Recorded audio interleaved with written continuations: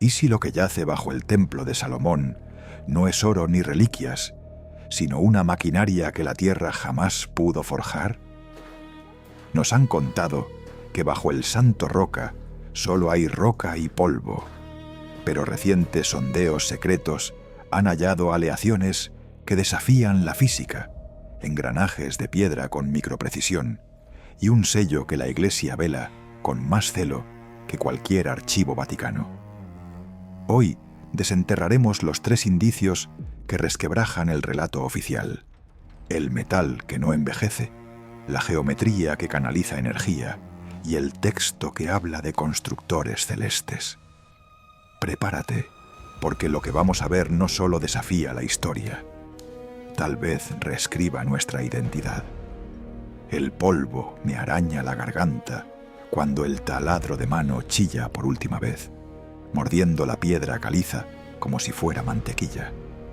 El eco se disuelve en un silencio que huele a cierre hermético, ozono mezclado con incienso milenario que alguien selló aquí antes que naciéramos.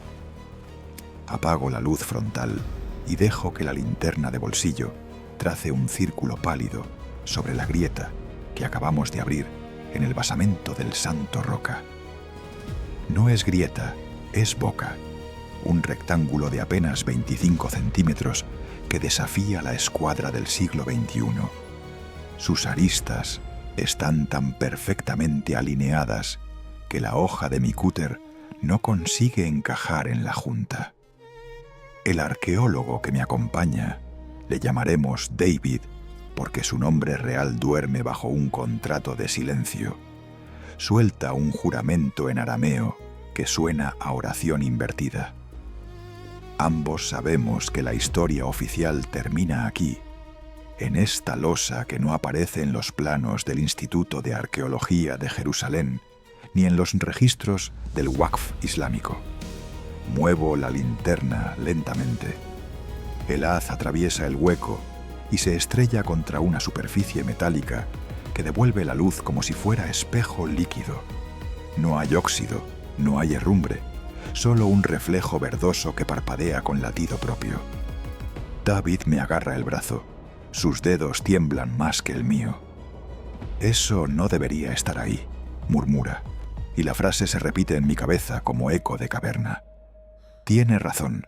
Bajo el estrato herodiano, bajo el muro omeya, bajo la mezquita que se alza sobre el lugar donde Abraham casi sacrifica a Isaac, la geología juraba que solo había roca madre. En cambio, nos encontramos una plancha de titanio beta que los laboratorios de Boeing comenzaron a patentar en los años 70. La losa mide exactamente 5 palmos de largo por 3 de ancho. Las mismas dimensiones que el santo de los santos, según el Misná. Me arrodillo. El aire que sale del interior es frío, tan frío que la condensación dibuja pequeñas nubes sobre mi barba.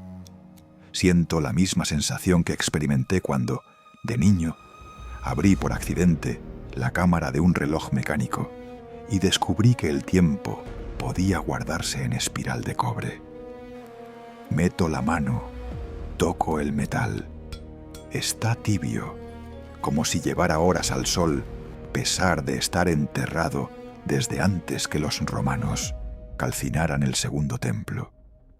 Con la yema del dedo percibo grabados, triángulos equiláteros que se intersecan formando estrellas de 6 puntas.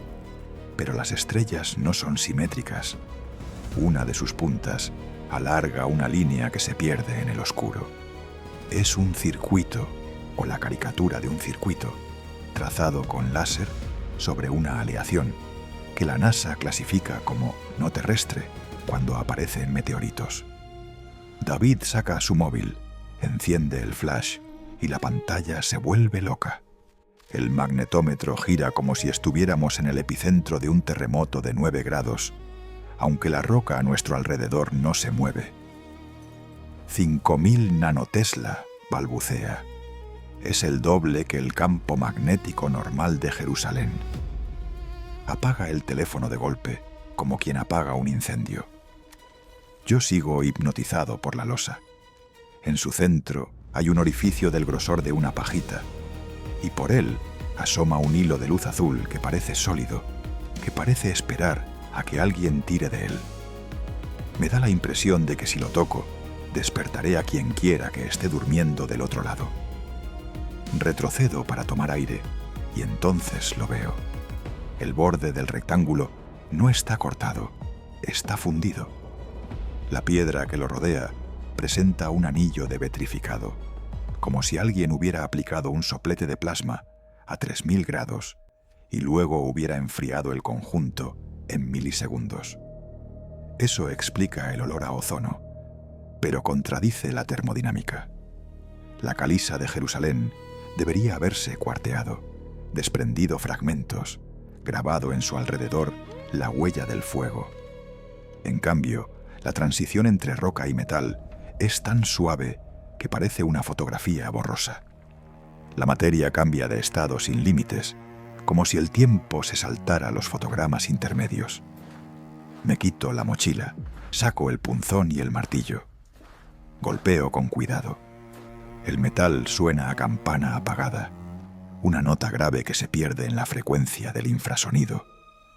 David se tapa los oídos. Yo siento la vibración en las muelas, como cuando de adolescente probé los subwoofers de un club de techno. La nota dura exactamente 3 segundos y después se convierte en silencio absoluto. El tipo de silencio que hace llorar a los audiófilos porque saben que ahí acaba el mundo. Apunto la linterna al interior del orificio. El haz se estrella contra una superficie reflectante que parece líquido, pero no se ondula. Es más bien un espejo de mercurio que duerme en vertical. Entonces recuerdo el diario de Charles Warren, el oficial británico que excavó bajo el Santo Roca en 1867. Sus cuadernos, conservados en el archivo de la Logia Masónica de Londres, hablan de una cámara oculta detrás del Eben Hashetilla, sellada con placas de hierro celeste que cantan al ser tocadas. Los historiadores lo clasificaron como alucinación inducida por el fiebre del tifus. Yo ahora estoy mirando esa alucinación. Warren pagó con su carrera por insistir en que debía abrirse aquella bóveda. El patriarcado ortodoxo lo acusó de profanación y el Dimobendimelechen, Imperio Otomano, lo expulsó de Palestina. La frase que escribió la noche antes de partir se me clava entre cejas. Lo que duerme bajo la piedra madre no es un objeto, es un recuerdo que la tierra quiere olvidar. David me empuja suavemente y me devuelve al presente. Tenemos menos de 10 minutos antes de que el guardia islámico haga su ronda, susurra. El miedo le tiñe la voz de un color que no existe en el arco iris. Entiendo su terror. Si nos descubren aquí, no seremos detenidos, seremos borrados. El control del Santo Roca es la línea roja donde se besan 3 religiones y muchas más sombras. Meto la mano en la mochila, saco la cámara térmica y disparo una ráfaga de fotos. El sensor registra una mancha de calor en forma de serpiente que se enrolla sobre la losa metálica. Tiene las mismas dimensiones que el caduceo de Hermes, pero el grabado se mueve, serpiente que se muerde la cola sin fin. Guardo la cámara, guardo el miedo, guardo el aliento. Es el momento de medir.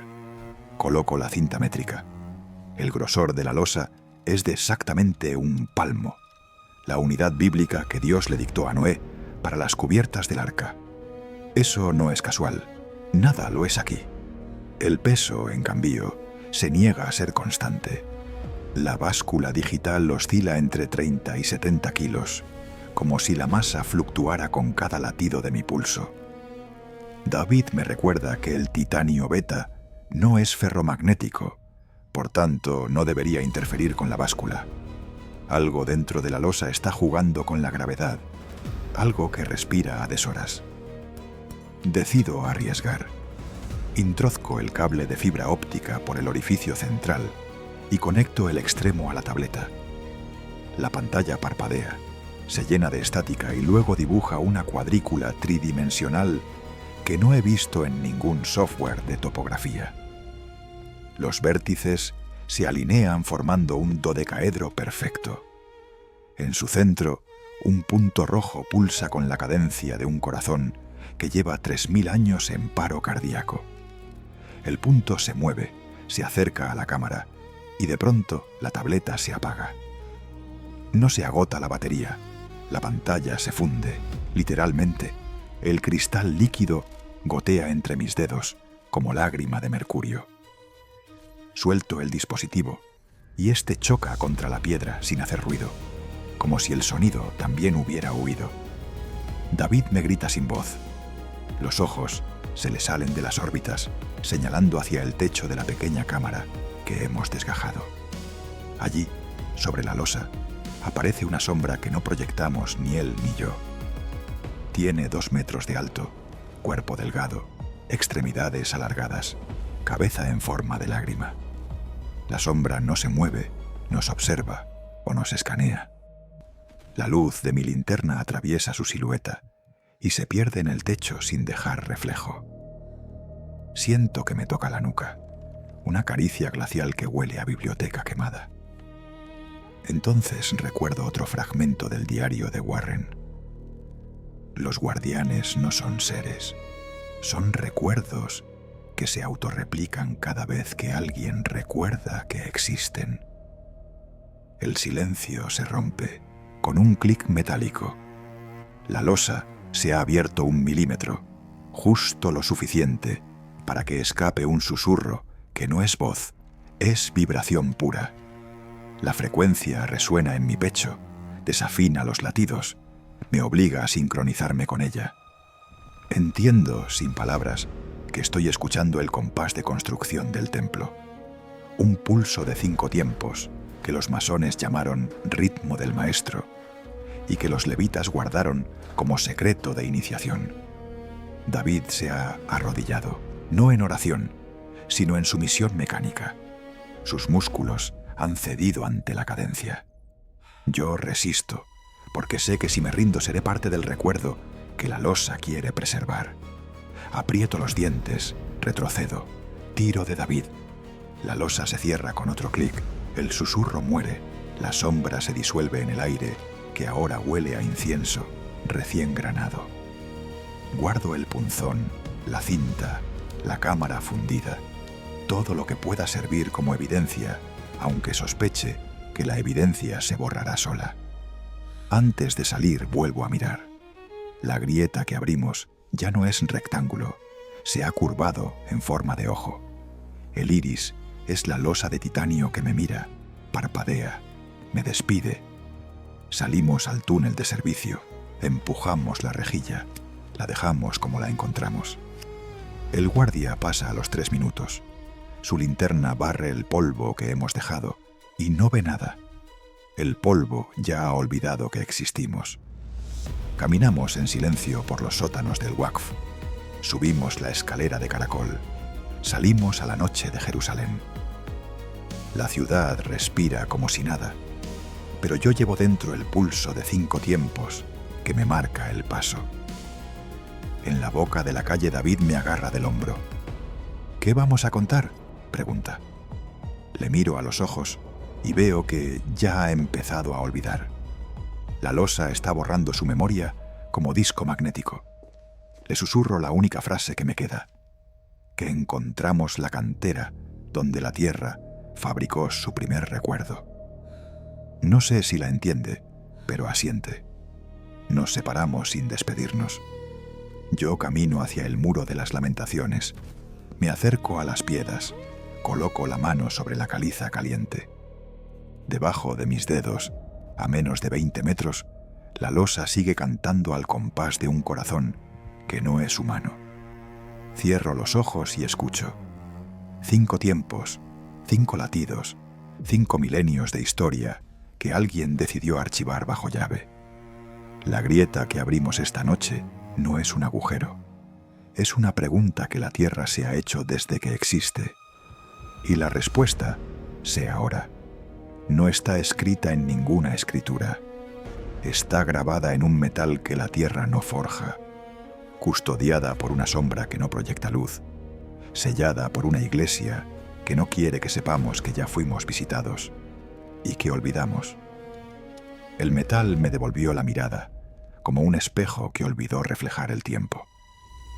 Estoy doblado sobre el suelo de la cámara, 3B, linterna entre los dientes, cuando el haz atraviesa la losa que nadie supone y revela una veta que brilla con luz propia. No es el oro de los salmos ni el bronce de 1900 las crónicas. Es una tira de color entre azul eléctrico y plata líquida, tan fina que casi no desplaza el polvo, pero tan densa que la mano tiembla al acercarse. El geólogo que me acompaña, ex militar, acostumbrado a minas de uranio, retrocede 2 pasos y murmura: «Eso no existe», como si la frase pudiera desactivar la realidad. Me arrodillo. El aire huele a ozono y a algo dulce, casi a miel quemada. Toco la veta con el puño de mi chaqueta y el tejido se vuelve rígido, como si los tiempos de la tela se sincronizaran con los del metal y ambos decidieran congelarse. Saco la navaja suiza, intento rayar. La hoja se desgasta, la superficie no se inmuta. En la microbrújula, el norte se vuelve loco. La aguja baila, se detiene apuntando directamente a la losa. El magnetómetro que llevamos colgado del cuello pasa de 45 microteslas a 3200 en un segundo y se apaga para siempre. La cronología del lugar se rompe ahí. Según los planos del British Museum, estamos bajo el estrado del Santo Roca, donde Abraham, según la ley, ató a Isaac. Pero la cartografía no dibujó esta cámara, y mucho menos este metal que la datación por plasma indica como ausente de tiempo. Sí, los isótopos de osmio y tantalio que compuso el espectrómetro no coinciden con ninguna huella natural de la Tierra. La proporción de 184 Os es del 97%. En la corteza terrestre apenas llega al 0,02%. Es como si alguien hubiera destilado el núcleo de una estrella y lo hubiera estirado en una cinta de 2 centímetros de ancho y 11 metros de largo. Me recuerdo respirando con la boca abierta, la linterna apuntando a la veta que ahora parece pulsar. No late, no emite calor, pero percibo un ritmo, como si el metal respirara dentro de una dimensión que mi pecho no alcanza. El compañero graba en silencio. La cámara refleja irisaciones que no provienen de la luz. Son franjas de color que se mueven en sentido contrario al giro de la lente, como si el objeto se anticipara al propio tiempo de registro. Sacamos la primera muestra. Con un soplete de arco conseguimos un fragmento del tamaño de una uña. El trozo no se dobla, se recuerda. Lo giras, vuelve a la forma original. Lo aplastas, se levanta. Frotado contra una placa de cobre, deja una cicatriz que brilla durante horas. En el portátil, el análisis de difracción muestra una red cristalina de 12 ejes de simetría. Los cristalógrafos saben que es imposible. La naturaleza se detiene en los 7 sistemas cristalinos. Ninguno tiene 12 ejes.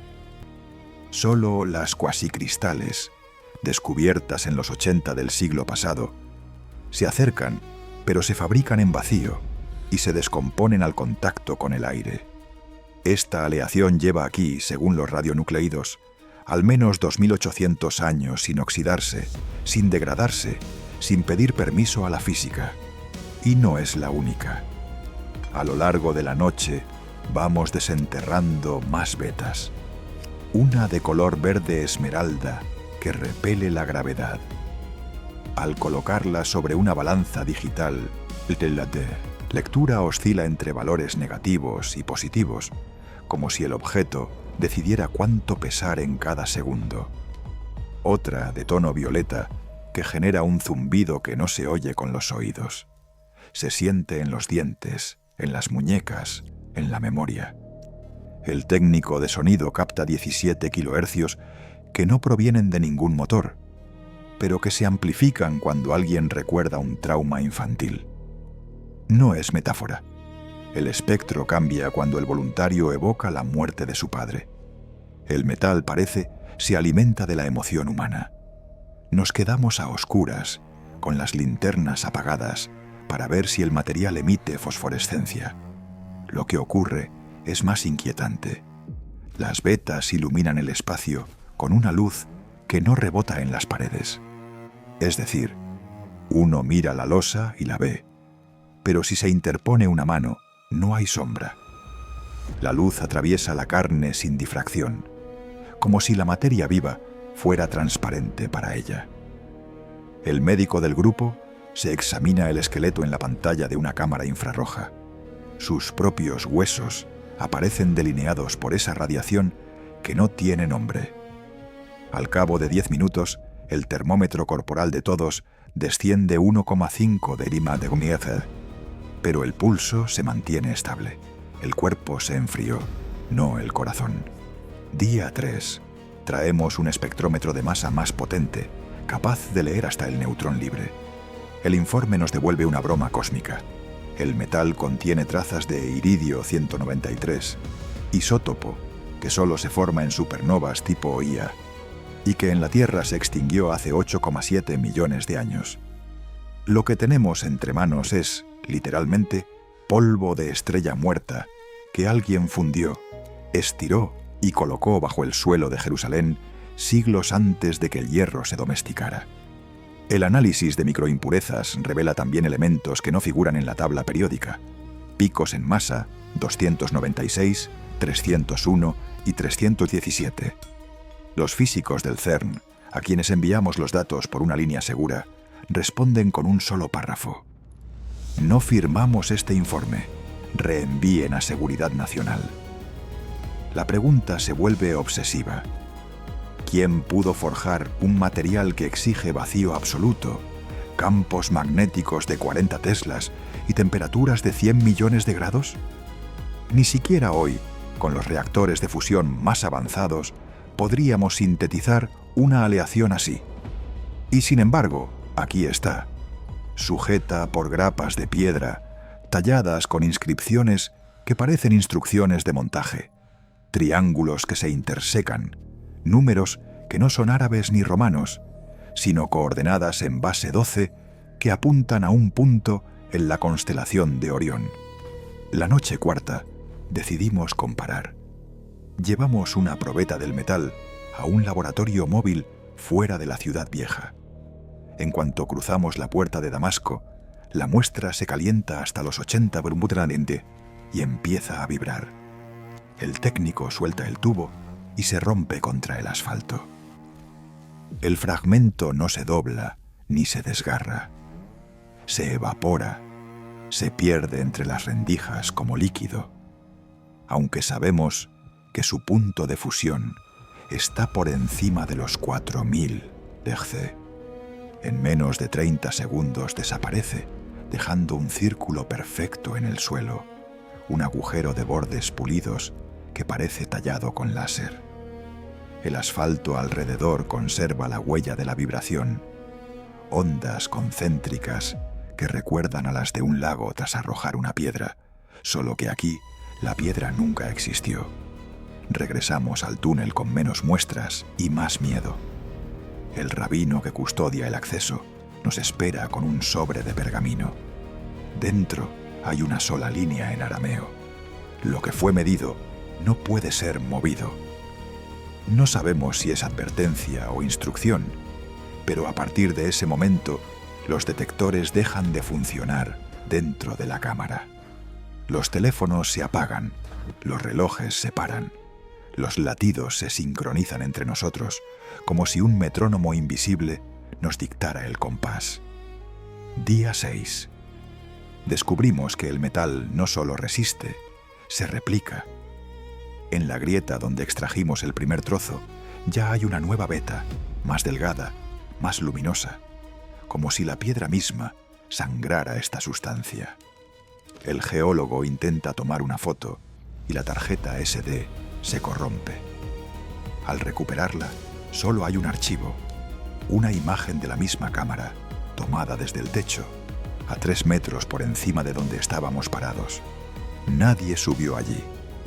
La conclusión nos golpea con la frialdad del metal mismo. No estamos ante un mineral, sino ante un sistema. Cada extracción genera una respuesta. Cada análisis modifica la matriz. El objeto o el artefacto parece tener memoria y protocolo.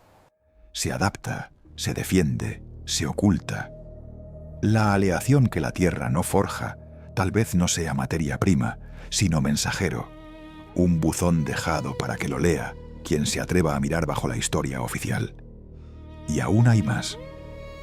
Cuando comparamos las coordenadas grabadas en las grapas de piedra con el mapa estelar de hace 2800 años, la alineación se produce no en el pasado, sino en el futuro, el 17 de octubre de 2027, cuando Orión esté a 37 grados sobre el horizonte de Jerusalén, exactamente al mediodía.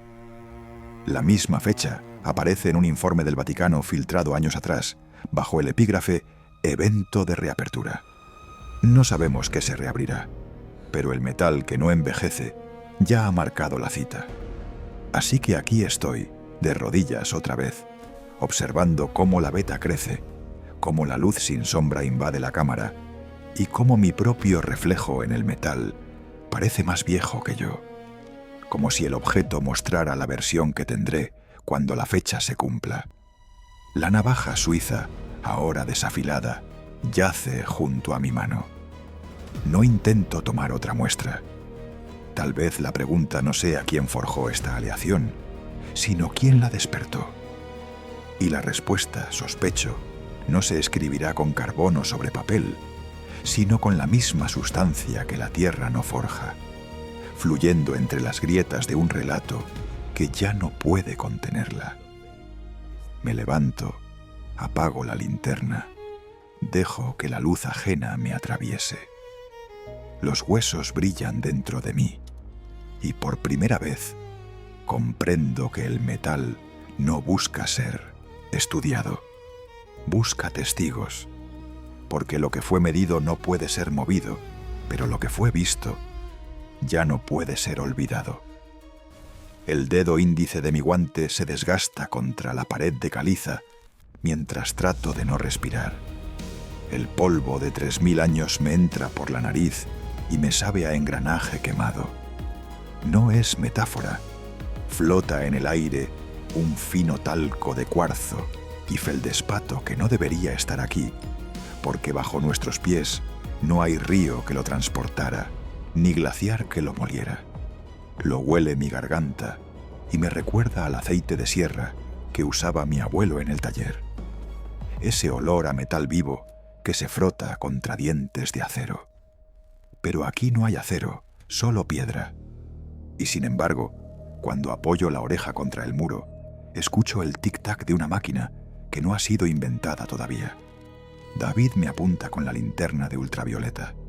Su haz violeta atraviesa la oscuridad y dibuja sobre la roca una hilera de sombras perfectamente paralelas. Son dientes, no metafóricos, dientes de piedra, cada uno exactamente de 7,62 centímetros de ancho, 3,3 de espesor, con módulo de involuta que calculo en 20, porque el brillo de los flancos dibuja la curva que cualquier ingeniero reconocería de un engranaje de precisión. Me arrodillo, aliento contra la superficie, y el vapor se condensa formando gotas que corren por los perfiles como aceite en un diferencial. La piedra no absorbe el agua. Es cuarcita de grano cero, porosidad 0,1%, la misma que usan los relojes suizos para placas de balancero.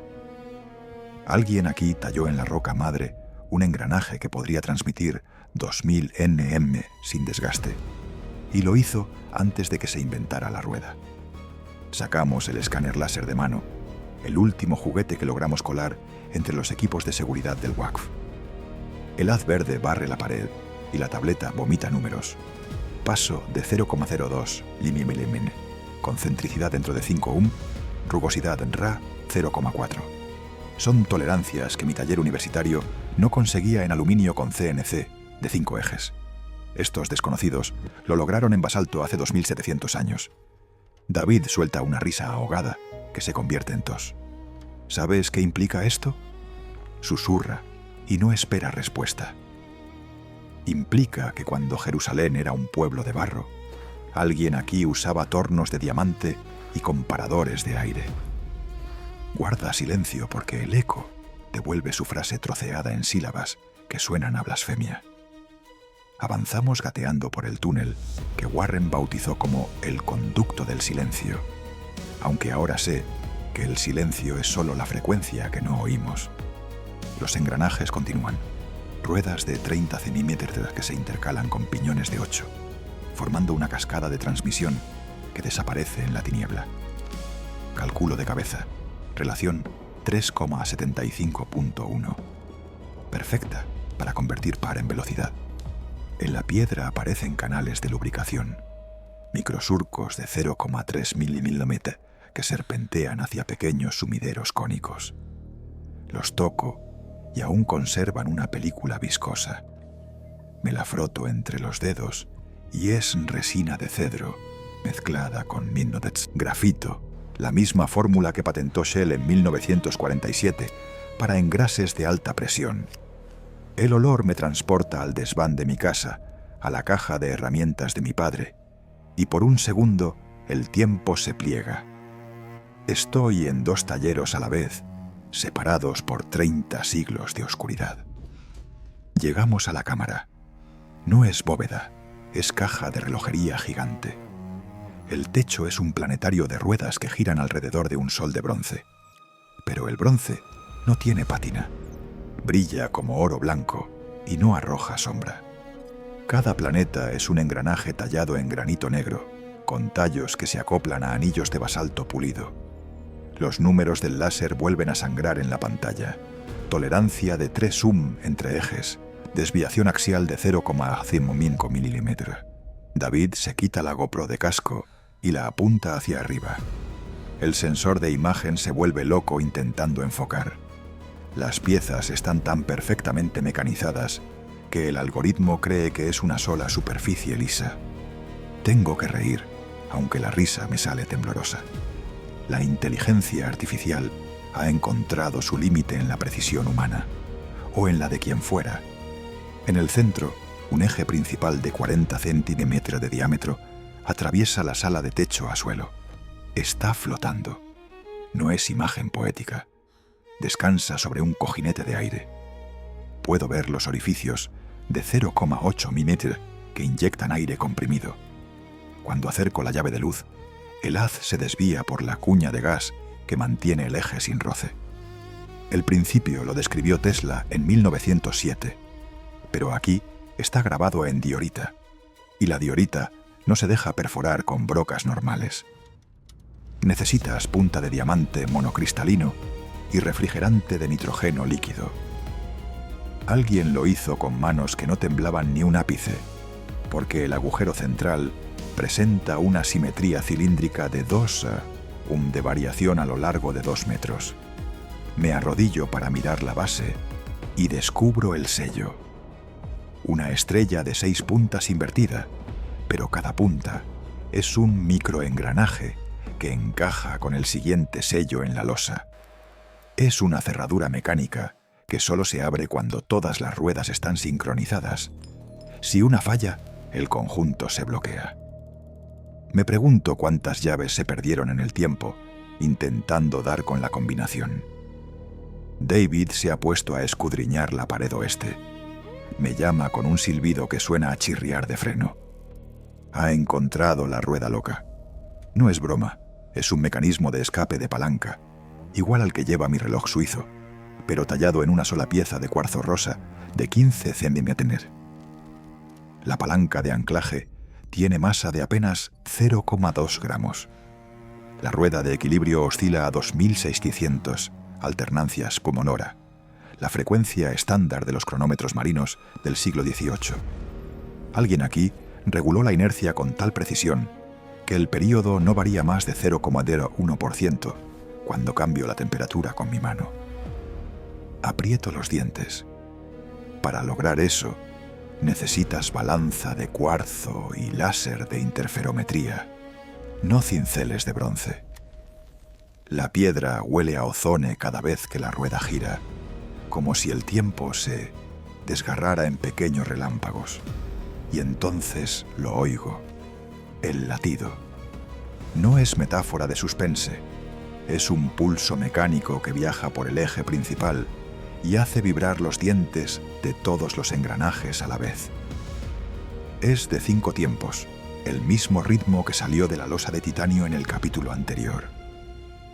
Los planetas de piedra comienzan a girar, lento, inexorable, y las constelaciones que dibujan sus bordes se alinean con el zodíaco que conozco, pero al revés. La precesión invertida, como si el cielo girara de oriente a occidente antes que al revés. David retrocede hasta chocar contra mí. ¿Están poniendo en marcha el mecanismo?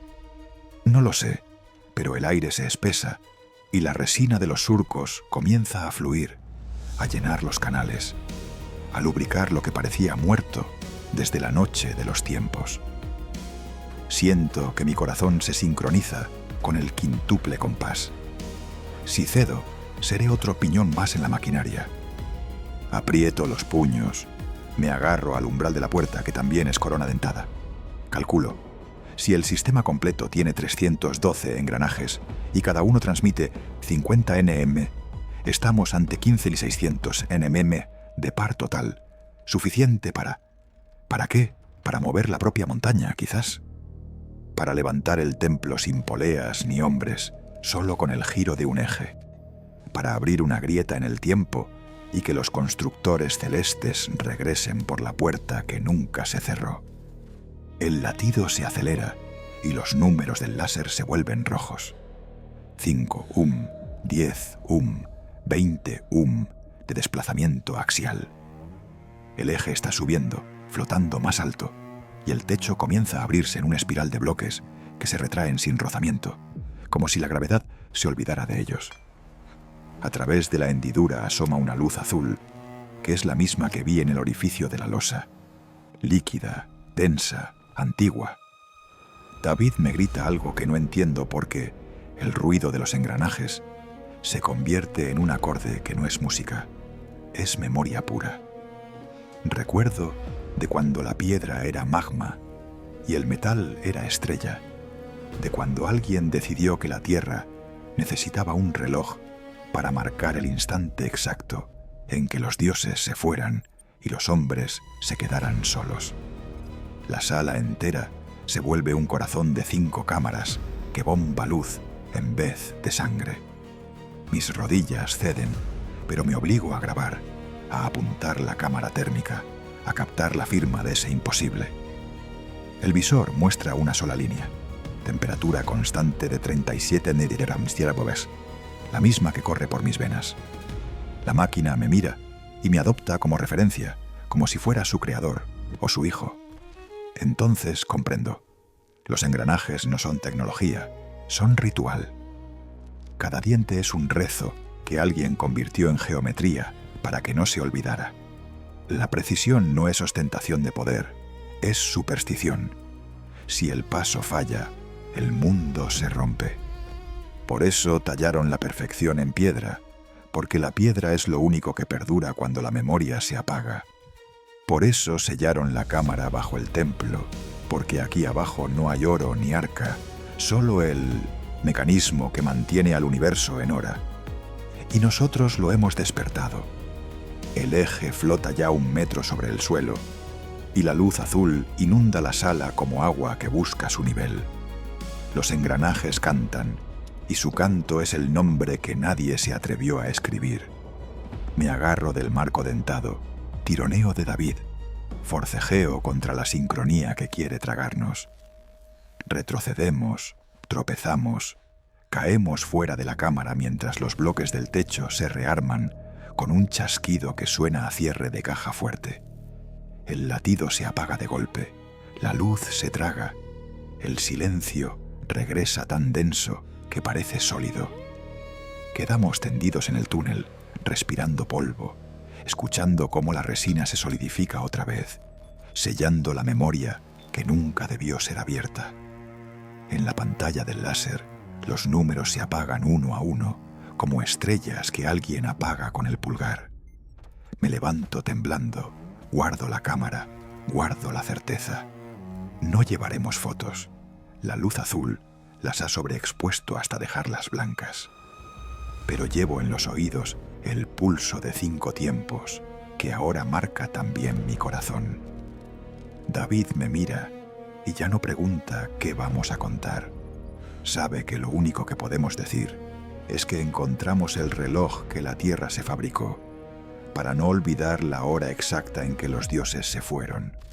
El resto es silencio, es engranaje, es secreto grabado en piedra que la tierra no forja, y que ahora late dentro de mí, marcando cada segundo que falta para que la puerta vuelva a abrirse. El pergamino huele a incienso quemado y a algo más antiguo, a miedo guardado durante siglos.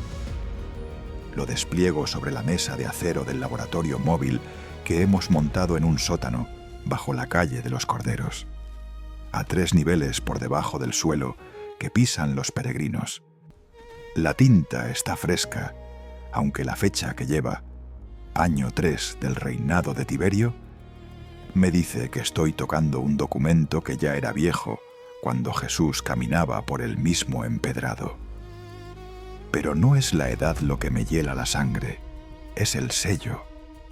Un sello de cera negra que lleva grabado el nombre de la Inquisición, el mismo que vi en los archivos secretos del Vaticano cuando un monseñor borracho me dejó caer que algunos evangelios duermen mejor que despiertos.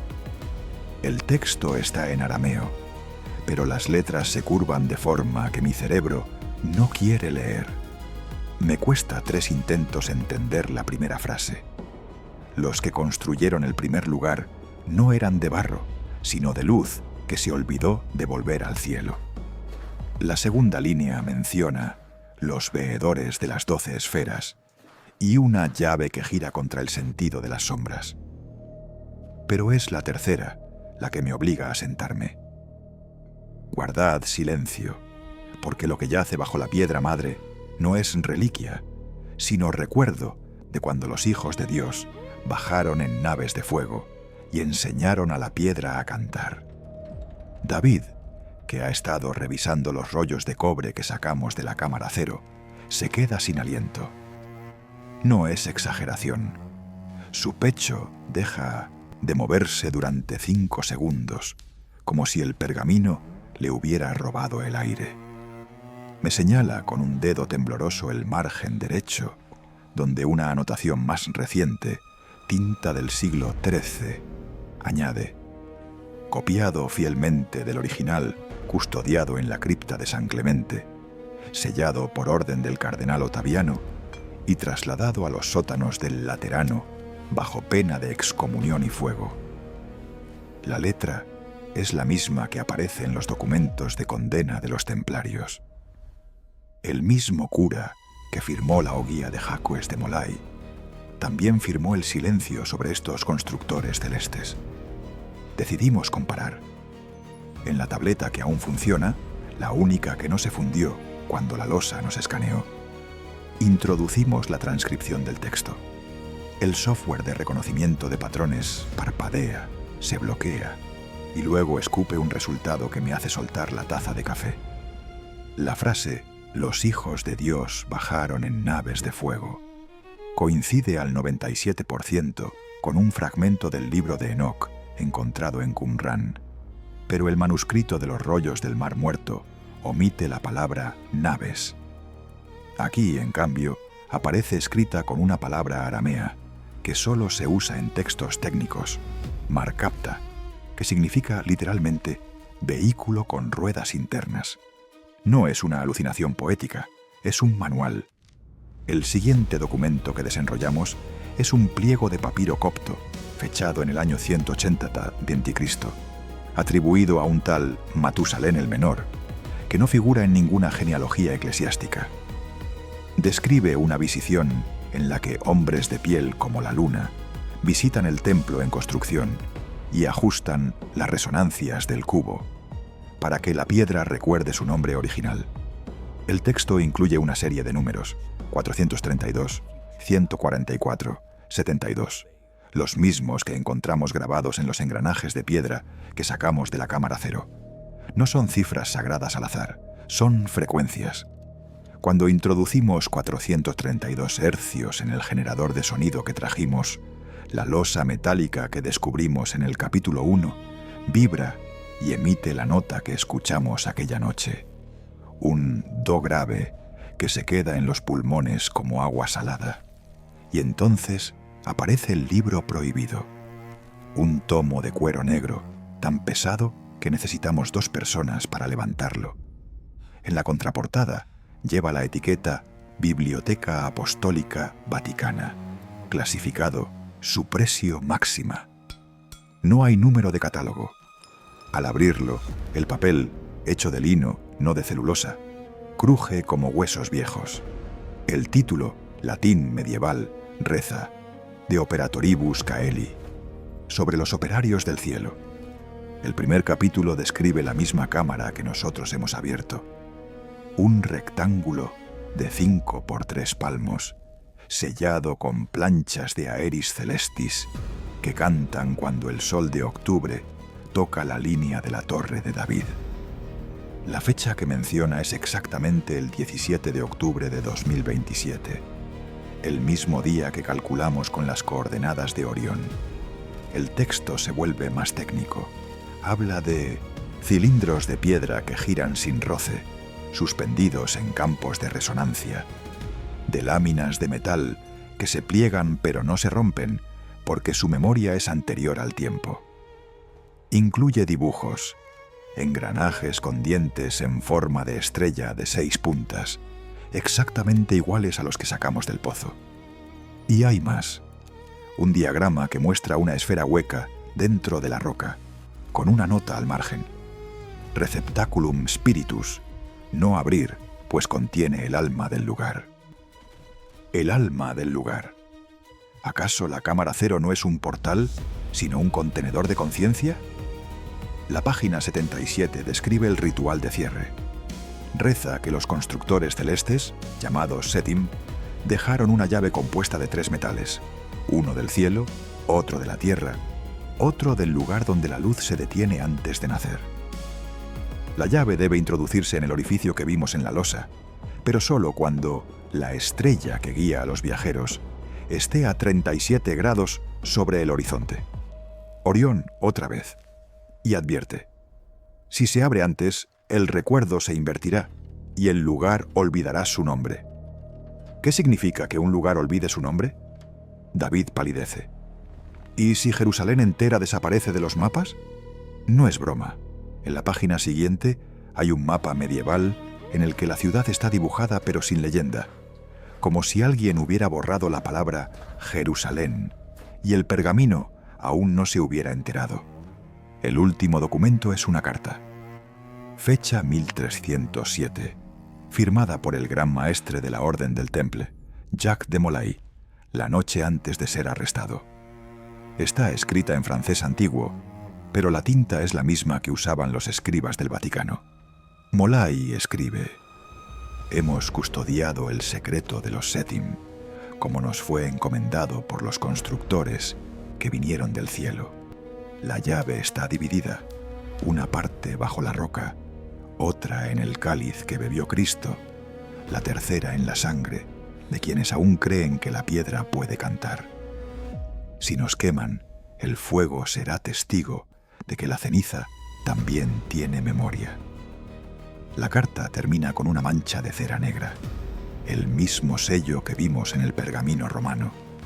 La Inquisición no solo cayó a los templarios, cayó el testimonio de que los templarios eran guardianes de algo que no era suyo. Guardo todo en la caja de plomo. El silencio que cae es tan denso que oigo latir la losa a 3 niveles por encima. Cierro los ojos y veo la cadena. Enoc escribe lo que vio, los sezos lo copian, los templarios lo custodian, la Inquisición lo entierra, y nosotros lo desenterramos sin pedir permiso. Pero la cadena tiene un eslabón roto. Los Sétim no eran ángeles. La descripción que aparece en el margen del Libro Vaticano dice: cuerpos largos, cabezas como lágrimas, ojos que reflejan el futuro porque ya lo vivieron. La misma sombra que vimos proyectarse en la cámara. Apago la luz. En la oscuridad, los números 432 y 4472 brillan solos, grabados con tinta fosforescente en el reverso de la carta de Molay. Lo repito en voz alta y la mesa vibra. La misma frecuencia que la losa, el mismo pulso de 5 tiempos. Entiendo, de pronto, que no estamos leyendo historia, estamos leyendo instrucciones. Los textos que la Iglesia clasifica no son herejías, son manuales de usuario. Y nosotros, sin querer, hemos seguido los pasos. Abrimos la grieta, medimos la frecuencia, sincronizamos la llave. Solo falta la fecha. 17 de octubre de 2027. David me mira. No hace falta hablar. Ambos sabemos que ya no somos arqueólogos. Somos mensajeros que han leído el mensaje. Y el mensaje, en última instancia, somos nosotros. Porque lo que la Iglesia clasificó no fue un texto, fue un espejo. Y al leer, nos hemos visto reflejados en la página, con los ojos más viejos que nuestra propia cara. Cierro la caja. El silencio vuelve, pero ya no es vacío. Es un recuerdo que alguien decidió olvidar y que nosotros, por accidente, hemos devuelto al mundo. Un sobre marrón me espera en el buzón de la pensión de Abu Tor. No tiene remitente, solo un sello de la prefectura de la Casa de los Papas, fecha 1978. Dentro hay una llave oxidada y una nota mecanografiada.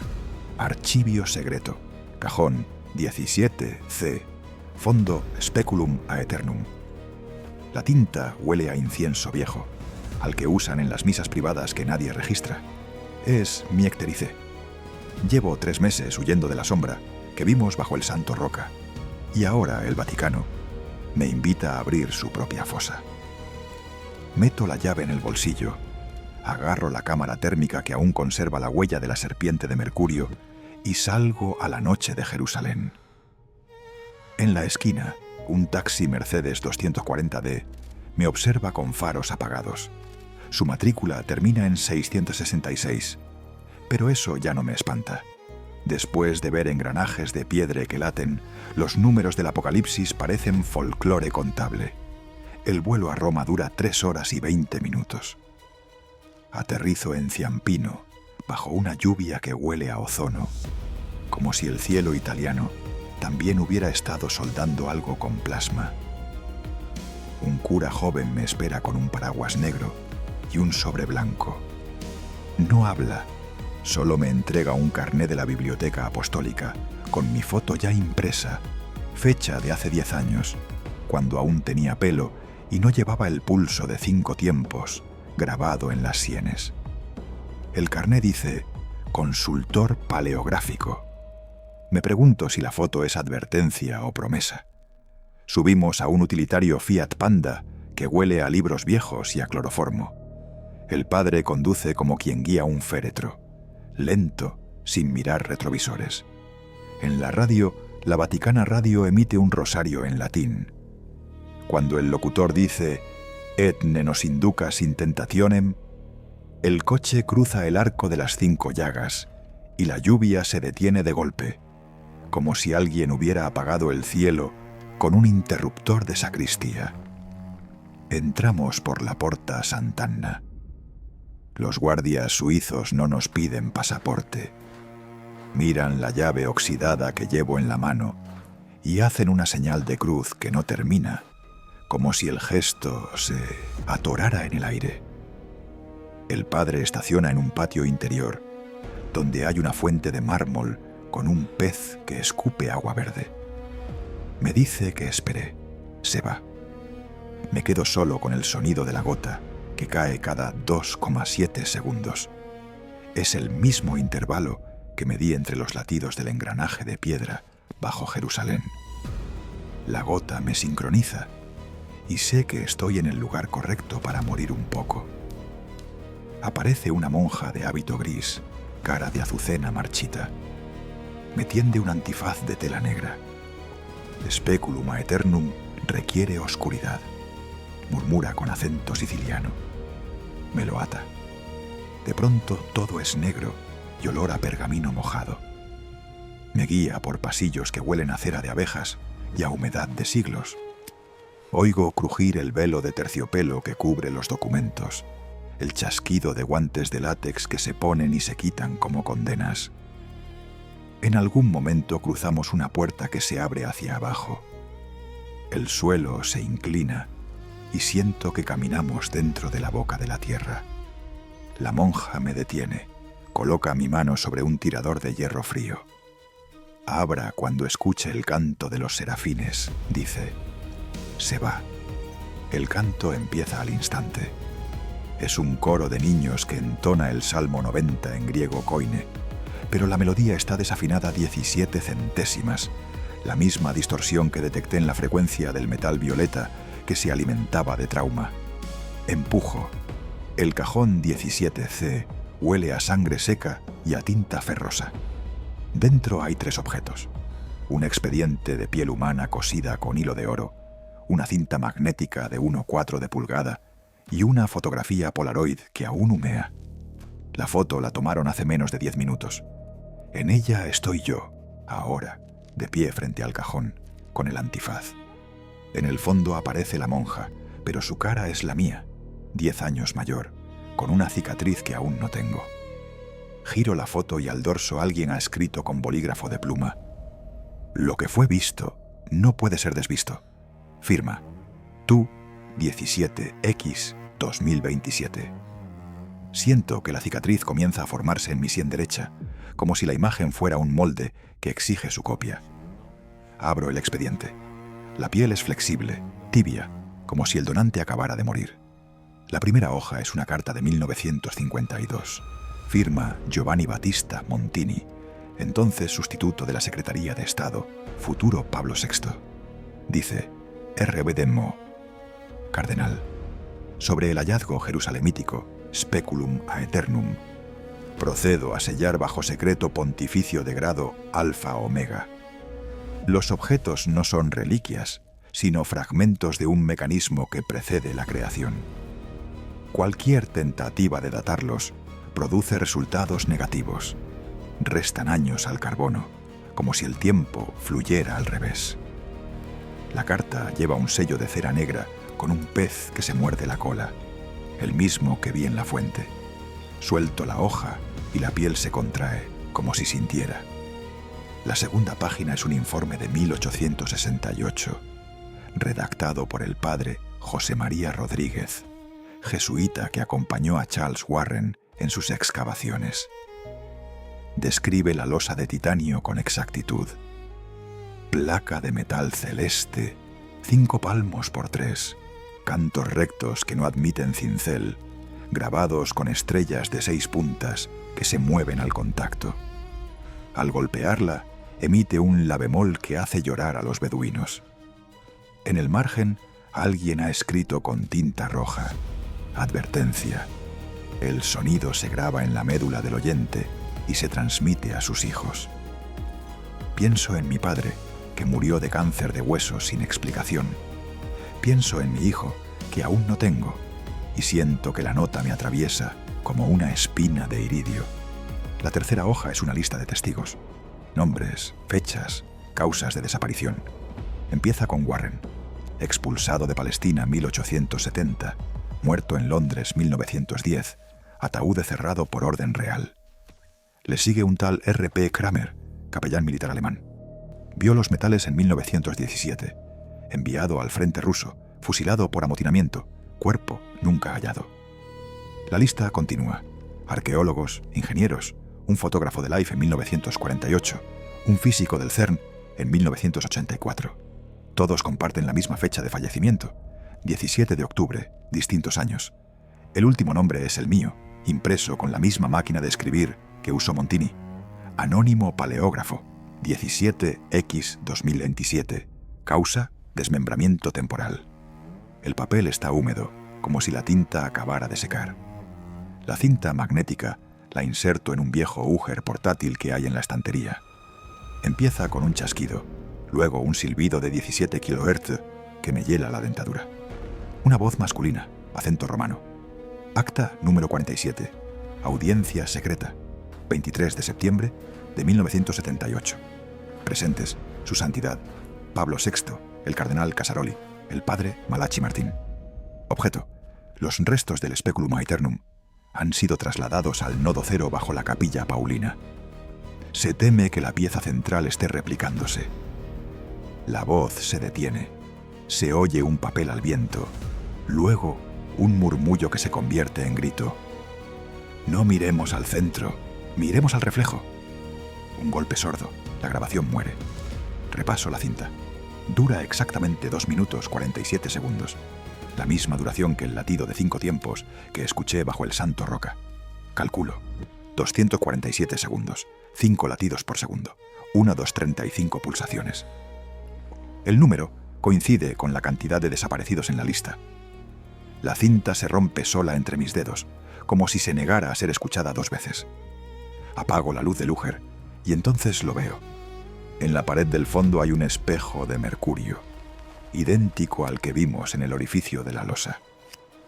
Refleja la sala, pero invertida. Los libros están escritos al revés.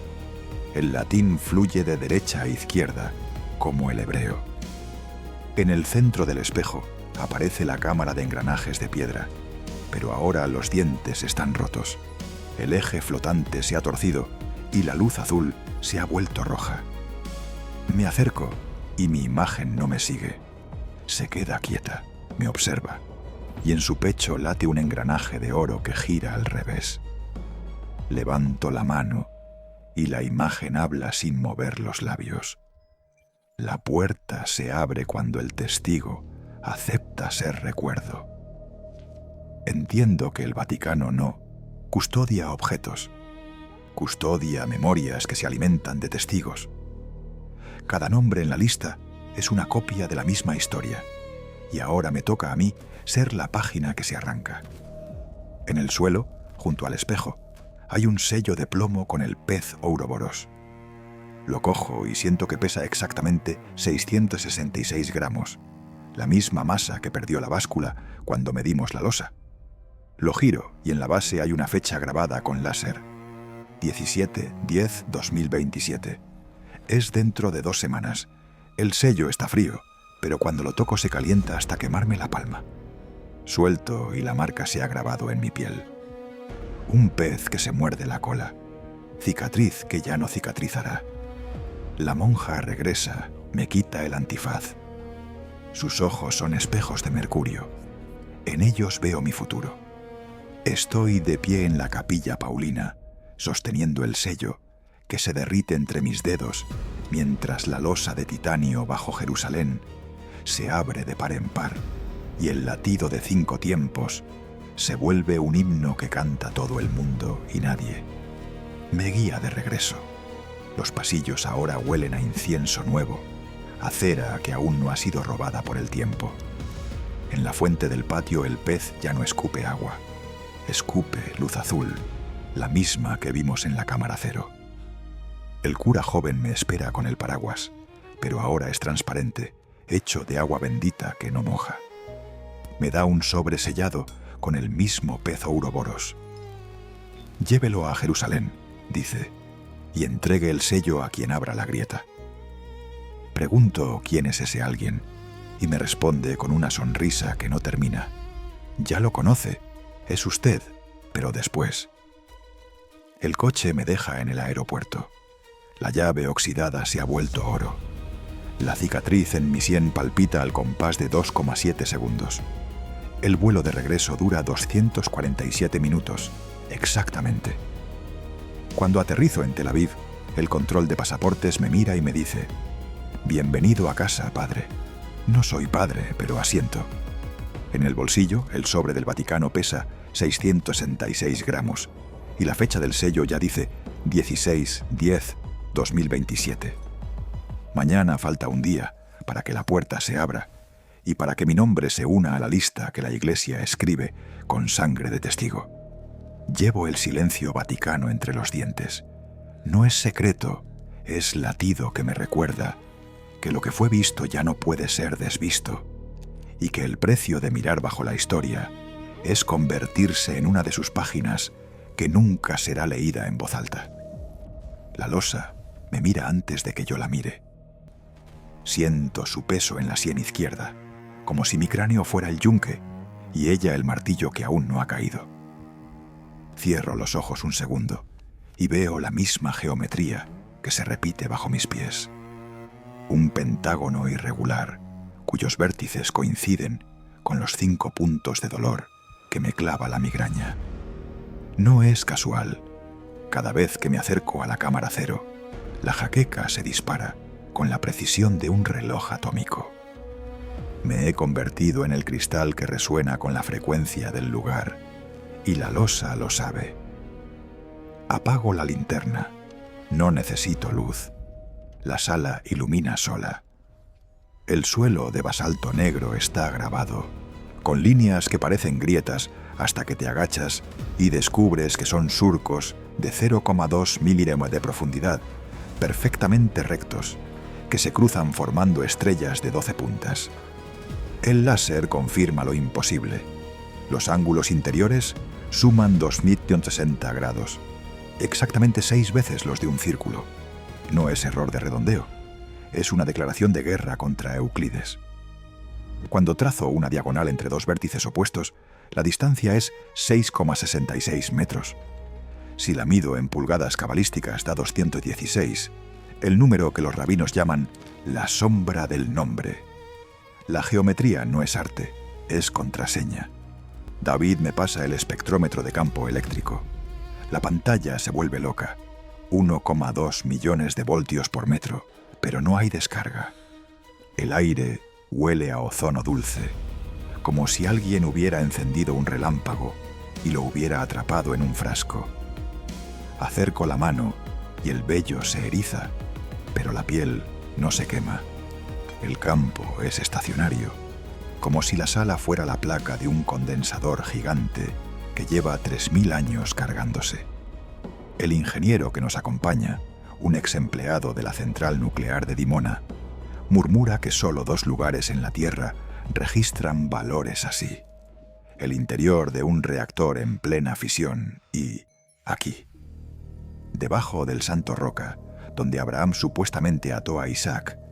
La energía que no debería existir se apiña como gatos en un cajón. Colocamos 10 sensores piezoeléctricos en los vértices de la estrella. El software dibuja una onda que no es seno ni coseno. Es una espiral de 5 brazos que gira contra el reloj. La frecuencia es 7,83 hercios, el mismo latido de Schumann que la Tierra usa para decirle al universo: aquí estoy. Pero aquí, la onda no viaja por el aire. Se dibuja sobre el suelo, como si el pavimento fuera una pantalla de arena que alguien escribe con un dedo invisible. Cuando hablo, la onda se distorsiona. Mi voz modula el campo. La sala me escucha y me responde cambiando de color. Los surcos se vuelven azules cuando pregunto por la llave, rojos cuando menciono la fecha del 17 de octubre. La geometría no solo conduce energía, la interpreta. Me quito el zapato izquierdo. El pie desnudo toca la estrella y la migraña se apaga de golpe. No es alivio, es intercambio. El dolor fluye por mi talón y se pierde en la piedra. El sensor número 4 registra un pico de 50 gramos de fuerza descendente, como si el suelo me succionara el sufrimiento. Entiendo entonces por qué los antiguos llamaban a este lugar Eben Hashetilla, la piedra de la fundación. No sostiene el mundo, lo filtra. Es un colador cuántico que separa la materia de la memoria. Y yo acabo de regalarle mi migraña para que la archive junto a las otras heridas que ha absorbido. David se arrodilla en el centro del pentágono. Saca un diapasón de 432 hercios, la misma nota que cantaban los engranajes, y lo golpea contra la palma. El sonido no se expande, se encoge, se enrolla sobre sí mismo hasta formar una bola de cristal que flota a 30 centímetros del suelo. La bola es transparente, pero dentro se ve la misma estrella de 12 puntas, girando en sentido contrario a la del pavimento. Es un holograma de interferencia, creado por la colisión de dos frecuencias que no deberían coexistir. El diapasón sigue vibrando, pero no emite eco. El aire ha decidido no devolverle la voz, como si la sala considerara ese sonido un secreto que no debe repetirse. El físico que nos observa desde la puerta, un refugiado de Chernobyl que mide radiación con su cuerpo, da un paso atrás. Su medidor Geiger no para de crujir, pero no por partículas alfa. Es el detector de campos electromagnéticos el que se vuelve loco. La lectura es 2,7 militeslas, el triple que en la estación de tren de Tokio durante un apagón solar. Me mira y susurra: aquí no hay fuga, aquí hay intención. La frase se me clava: intención. Alguien diseñó esta sala para que el campo eléctrico, la onda de Schumann y la geometría sagrada coincidieran en un punto que no es centro, es ombligo. El ombligo del mundo, dice la leyenda, donde Adán nació. Pero ahora sospecho que no fue Adán. Fue el recuerdo de quien diseñó el lugar para que recordáramos. Colocamos un espejo de cuarzo en el vértice norte. El haz láser que emitimos, 635 nanómetros, rojo seguro para ojos, no rebota, se dobla. La línea recta se curva a 17 grados hacia la derecha, como si la luz atravesara un prisma invisible. Calculamos el índice de refracción que haría falta para ese desvío, 2,1, el mismo que el diamante. Pero no hay diamante, solo aire. El físico explica que el campo eléctrico está tan denso que polariza el vacío, creando un medio efectivo que engaña a la luz. La sala es una joya sin piedra, un diamante hecho de nada. Y entonces caigo. Si la luz se dobla, también se dobla el tiempo. La estrella de 12 puntas no es ornamento, es el engranaje que ajusta la lente del tiempo para que el 17 de octubre se vea con claridad. Me acuesto en el suelo. La espalda toca los surcos y la migraña regresa, pero ahora es ajena. Es la memoria de la sala que me pasa factura por haberla usado. Cierro los ojos y veo la secuencia. 432, 144, 72. Las frecuencias que vimos en los textos prohibidos, las mismas que marcan los engranajes, la losa, la estrella. Las tres forman un acorde que no es música, es coordenada. 432 es la frecuencia de la Tierra, 144 es la luz dividida por P, 72 es el número de nombres de Dios en la Cábala. Multiplicadas dan 4.478.784, que es la longitud en milímetros del eje principal que flotó en la cámara cero. La geometría no es belleza, es GPS. Un GPS que apunta no a un lugar, sino a un instante. El mediodía del 17 de octubre de 2027, cuando Orión esté a 37 grados y la llave de 3 metales pueda girar sin romper el mundo. Me levanto temblando. El campo eléctrico se desploma a cero, como si la sala hubiera terminado de hablar y ahora me observara para ver si entendí. Los sensores registran un último pulso, 5 Hz, el compás de construcción que escuchamos la primera noche. La estrella de 12 puntas se apaga. Los surcos vuelven a ser solo grietas.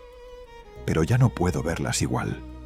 Sé que debajo de cada una hay un cable de energía que la tienda usa para respirar.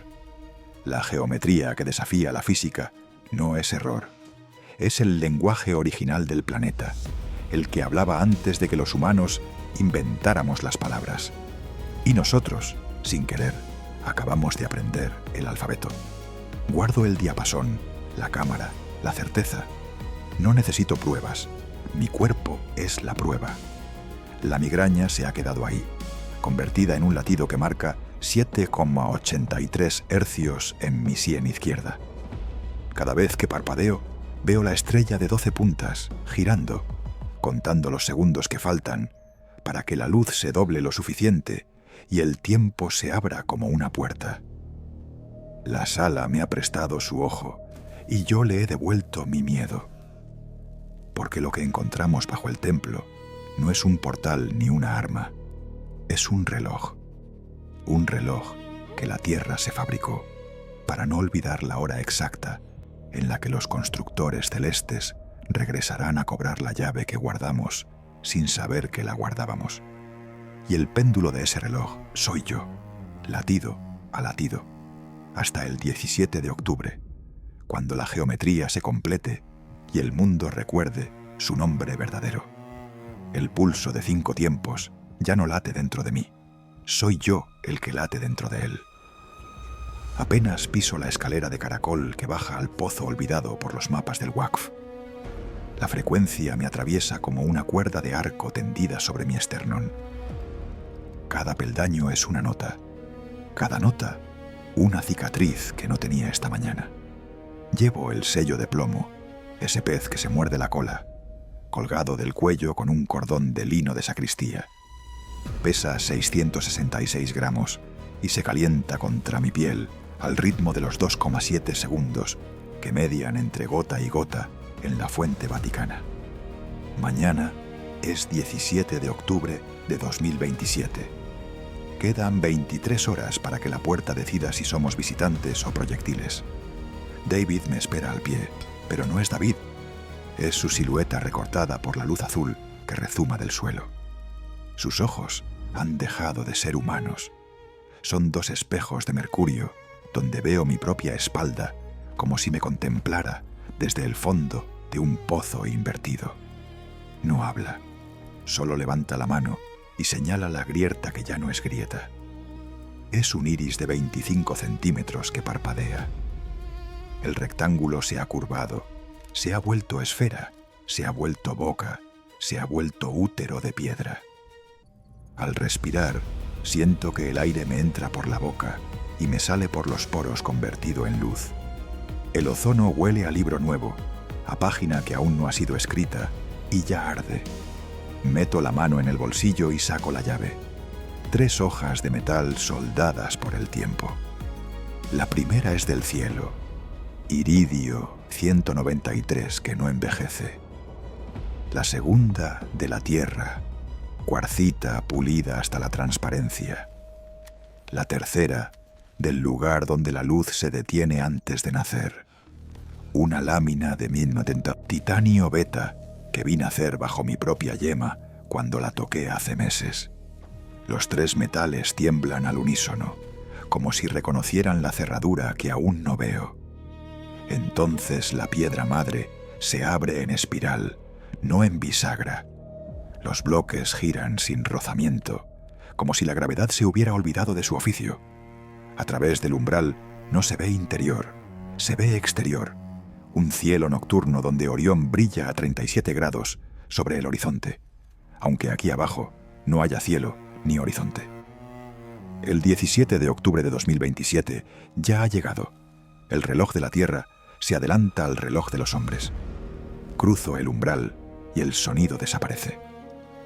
No es silencio, es vacío de frecuencia, como si alguien hubiera apagado la banda entera del espectro. Mi corazón se detiene un segundo, lo justo para que el pulso de 5 tiempos tome el mando. Ahora soy un peón más en el engranaje. Latido, latido, latido, pausa, latido. La cadencia que movió los planetas de piedra, que fundió los metales imposibles, que escribió los textos que la Iglesia clausuró. El suelo bajo mis pies no es suelo, es una membrana de cuarzo rosa translúcido, donde flotan 312 engranajes, cada uno tallado con mi nombre, con el nombre de David, con el de Warren, con el de Molay, con el de todos los que miraron bajo la historia, y la historia miró atrás. Los dientes giran al revés, en sentido contrario al nacimiento, y cada giro arranca un recuerdo.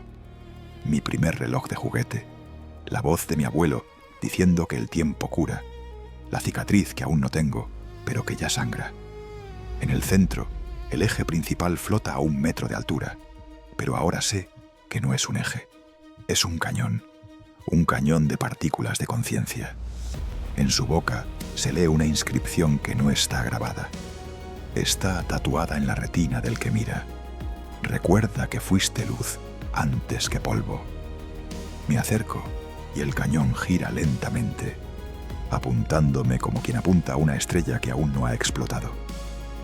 El iridio 193 brilla en su interior, y cada átomo es una supernova que alguien capturó y dobló hasta convertirla en gatillo. Me tiembla la mano cuando alzo el sello de plomo. El pez Ouroboros ahora tiene mis ojos, y su boca se abre para decirme que el proyectil soy yo, que el portal soy yo, que la bala y la herida son la misma cosa en distinto tiempo. David, o lo que queda de él, se coloca a mi derecha.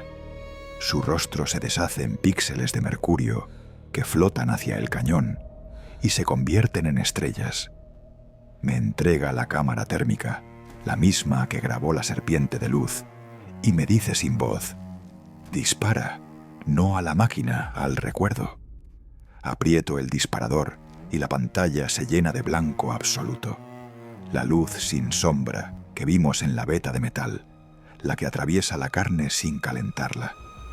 La imagen que captura no es la del cañón, es la de mi propio pecho abierto, donde late un engranaje de oro que gira al revés. En la pantalla, la fecha se superpone. 17-10-2027, 12-100.0. Y el cronómetro cuenta atrás. 00-20.05. 5 segundos, para que el pulso de 5 tiempos complete su ciclo. 5 segundos, para que la puerta decida si somos visitantes o virgen de lanzamiento. El cañón se tensa, no suena, se recuerda. Recuerda la primera vez que un ser humano miró el cielo y lo confundió con un dios. Recuerda la primera vez que un dios miró al ser humano y lo confundió con arma. El sello de plomo se derrite entre mis dedos y la masa de 676 gramos fluye hacia el interior del tubo, donde se convierte en un punto de luz que brilla con la intensidad de un planeta recién nacido. Entiendo entonces que no estamos ante una máquina de abrir portales, estamos ante una máquina de cerrar recuerdos. Cada vez que alguien mira dentro, el mundo olvida que existió un antes. Cada vez que se dispara, un fragmento del pasado desaparece para siempre. La Iglesia no selló la cámara para proteger un secreto, la selló para proteger la continuidad del tiempo. Y nosotros, sin querer, hemos desactivado el seguro. El cronómetro llega a 0. No hay estampido. Hay un clic que suena a libro que se cierra.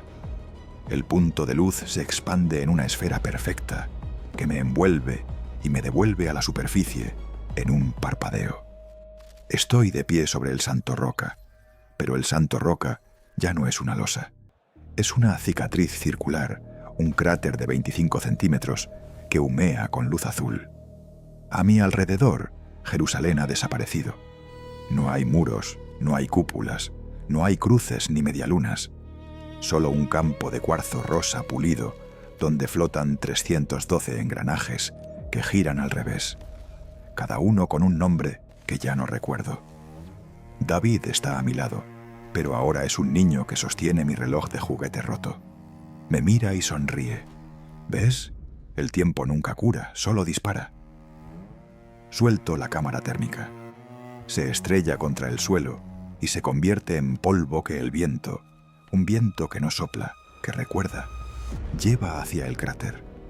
El polvo forma un pez Ouroboros que se traga su propia cola y desaparece. Siento que mi pecho se hunde. El engranaje de oro ha dejado de girar. En su lugar hay un agujero que no sangra, brilla. A través de él veo el cielo de otro planeta, uno donde Orión ya no existe porque lo borramos al abrir la puerta. Me toco la cicatriz que aún no tengo y comprendo que ya no soy testigo.